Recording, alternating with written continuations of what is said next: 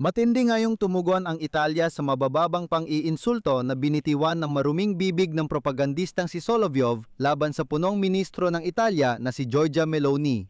Ngunit lalo lamang pinainit ng tugon ng Italya ang mga Ruso. Maging ang kagawaran ng ugnayang panlabas ng Rusya ay nagsimula na ring maghagis ng mga pang-iinsulto laban sa Italya, bagamat wala namang dapat ikagulat dito. Sa lahat ng iskandalo, isang bagay lang talaga ang ikinagulat ko. Hindi ang sinabi ng mga Ruso, alam ko namang mabangi sila at wala na akong ibang inaasahan sa kanila. Ikinagulat ko na ipatawag ng kagawaran ng ugnayang panlabas ng Italya ang embahador ng Rusya Alexei Paramonov dahil sa mapanirang pahayag ng propagandista na si Vladimir Solovyov laban kay punong ministro Giorgia Meloni. Nagulat ako kung bakit hindi pa rin inaalis ng Italya ang mga Ruso sa bansa at hinahayaan pa rin ang ibang dayuhan. Иметь дипломатическое представительство. Ang tanong ko talaga, bakit? Pasensya na, hindi pa rin winasak ng Italya ang mga villa na binili ni Solovyov sa Italya bago pa magsimula ang digmaan. Ako si Alexi Pecci. Bago natin talakayin ng paksa, paki-subscribe sa channel, mag-like, mag-comment sa episode na ito, at mag-subscribe din sa aking Telegram channel na Pecci News. Nasa description ng link. Kaya ikukwento ko ito ng mahinahon para hindi ako magmukhang mabangis o parang hindi naliligo ng mga Ruso.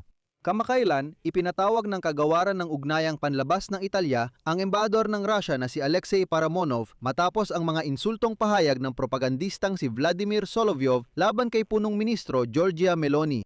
Ayon kay Antonio Tajani, ministro ng ugnayang panlabas ng Italya, ipapaabot kay Paramonov ang opisyal na protesta dahil sa aniya, napakaseryoso at nakakainsultong pahayag ni Solovyov. Ipinahayag din ni Ministro Tajani ang suporta at buong pakikiisa niya sa punong ministro.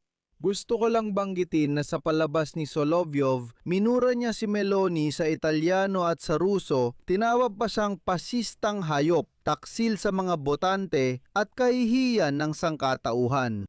Sinabi rin niya na nagtaksil kay Trump ang punong ministro ng Italya na dati niyang pinanumpaan ng katapatan. At dati na ring ipinahayag ng presidente ng Italya na si Sergio Mattarella ang kanyang pakikiisa kay Meloni at tinawag na bastos ang mga salita ng propagandistang Ruso. Tumugon si Giorgia Meloni sa pahayag ni Solovyov at iginiit na ang masugid na propagandista ng rehime ni Putin ay walang karapatang magturo ng konsistensya at kalayaan. Hindi tulad ng iba, walang kumukontrol sa amin, wala kaming amo at walang nagbibigay sa amin ng mga utos. Isa lang ang aming pinagbabatayan, ang interes ng Italya. Tinawag ni Embahador ng Rusya sa Italya, Alexei Paramonov, na sablay na tira ang pagkatawag sa kanya ng Ministry ng Ugnayang Panlabas ng Italya. Ayon sa kanya, wala ni isa sa pamunuan ng Rusya ang nagbigay ng mapanirang komento laban kay Ginang Meloni o laban sa Italya. Dito, tulad ng typical na Ruso, nagsisinungaling si Paramonov. Pero una, babanggitin ko muna ang sinabi nitong Alexei Paramonov. Hindi karaniwan sa diplomatikong gawain ang kasalukuyang dahilan ng pagpapatawag sa kagawaran ng ugnayang panlabas. Mga salita ng kilalang mamamahayag na Ruso kahit pa siya ay napakatalino at tanyag sa mga tao na binanggit sa sarili niyang pribadong online channel. Pero dito si Paramonov mismo, gaya ng sarili niyang sabi, ay pumalpak. Ang punto ay, ang opisyal na kinatawan ng kagawaran ng ugnayang panlabas ng Federasyon ng Rusya, si Maria Zakharova, ay naghayag na ayon sa kanyang walang kwentang opinyon, maraming taon nang hinahayaan ng mga Italyanong diplomat na linlangin sila ng mga kanluraning media na nakatuon sa Estados Unidos at United Kingdom. Iyan ay isang sipi. Naniniwala si Zakharova na ang Italya ay nasa estado ng anabiosis at panahon na para tanungin ito ang sarili kung saang panig ng kasaysayan ito naroroon. Opisyal na pahayag ito ng kagawaran ng ugnayang panlabas ng Rusya o baka hindi lang naintindihan ni Paramonov kung sino si Mashka Zakharova. Aba, nakakagulat! Hindi pinalampas ng Italianong media ang sinabi ni Solovyov tungkol sa punong ministro. Tungkol sa pambabastos kay Meloni, isinulat ito ng La Repubblica, Domani, ANSA at iba pa. Nagpahayag ukol sa mga hindi dapat na pahayag sina dating punong ministro Giuseppe Conte at Barbara Flank, pinuno ng komisyon ng parlamento sa pangangasiwa sa mga broadcaster ng estado. Bilang suporta kay Meloni, nagsalita rin ang leader ng oposisyong Demokratikong Partido na si Eli Schlein. Alam mo ba ang pinakan nakakatawa? Si Vladimir Solovyov ay refleksyon ng buong mabangis at hindi malinis na Rusya. Ipapaabot ko ngayon ng malinaw ang aking mga argumento. Paalala ko lang, noong Disyembre, si Solovyov ay ginawaran ng orden para sa mga natatanging gawa para sa bayan ikatlong antas. Ibig sabihin, at ganito ang mga bayani ngayon sa Rusya.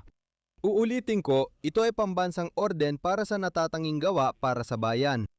Ano pa ang sinabi niya tungkol kay Meloni? Bakit niya natanggap ang orden? Si Solovyov habang emosyonal na nagsasalita sa telebisyon ay tinawag si Meloni, paumanhin, sisipiin ko, isang sertipikadong tanga at masamang babae. Gamit ang wikang Italyano at Ruso, ginamit ng propagandista ang pariralang puta Meloni laban kay Meloni. Ibig sabihin, laro ito ng salita mula sa putana, nang ibig sabihin ay prostitute. Bukod pa rito, sinabi ni Solovyov na si Meloni na nasa kapangyarihan na ng 4 na taon at umaasang mananalo sa 2027 ay ayon sa kanya isang kahihiyan para sa sangkatauhan. Inakusahan din ng propagandistang si Solovyov ang punong ministro ng Italia sa pantalikod sa dati niyang nasyonalista at populistang paninindigan. Heto ang isa pang sipi mula kay Solovyov. Si Meloni ay mula sa isang pasistang bansa at nagtaksil sa kanyang mga botante dahil iba ang kanyang mga slogan noong eleksyon. Pagkakanulo ang kanyang pangalawang pangalan. Nagtaksil din siya kay Trump na dati niyang pinanumpaan ng katapatan. Una, nalito si Solovyov. Maliban sa Russia at iba pang diktatorial na rehimen, walang nanunumpa ng katapatan kaninuman. Hindi na tayo nabubuhay sa gitnang panahon.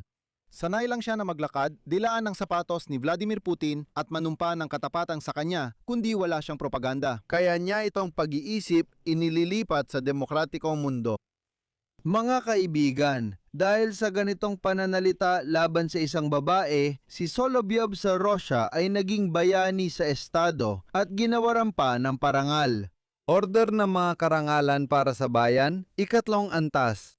Ito ang bagong Russia, kaya kapag sinabi kong si Solovyov ay refleksyon ng marahas at maduming Russia, ito ang patunay.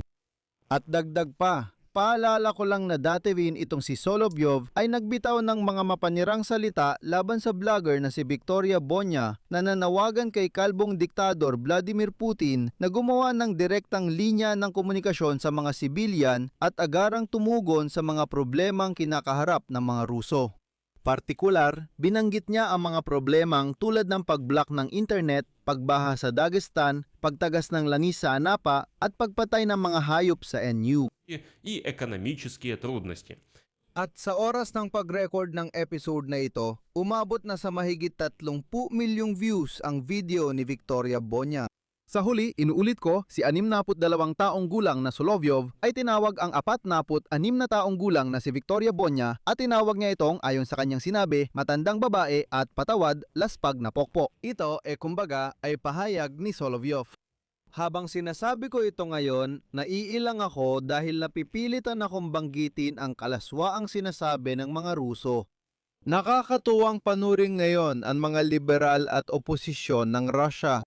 Lahat ng mga kunwaring oposisyon sa Russia, lahat ng mga liberal na ito ay hindi nagawa kahit ang nagawa ni Victoria Bonya. Isa rin itong diagnosis. Ganito ang hitsura ng protesta sa Russia ngayon. Isang babaeng matagal nang wala sa Russia basta nagre-record ng video. Hinihiling niya kay Vladimir Putin na lutasin ang mga isyung ito. Ngunit nakakalimutan niyang si Putin din ang pangunahing dahilan ng mga problemang ito. Dito ako maglalagay ng 3 tuldok. Isulat ninyo ang inyong opinyon at mga konklusyon sa mga komento sa ilalim ng episode na ito. Mag-subscribe kayo sa channel, pindutin ang kampanilya at huwag kalimutang mag-like. Kung gusto ninyong suportahan ang trabaho ng YouTube channel na ito, maaari nyo itong gawin sa pamamagitan ng anumang donasyon gamit ang mga link at detalye sa deskripsyon. Sa video na ito o gamit ang QR code na makikita ninyo sa inyong mga screen. Magpapasalamat ako sa anumang suporta mula sa inyo. Hanggang dito na lang. Ingatan ninyo ang inyong sarili. Paalam sa lahat, mga subtitle.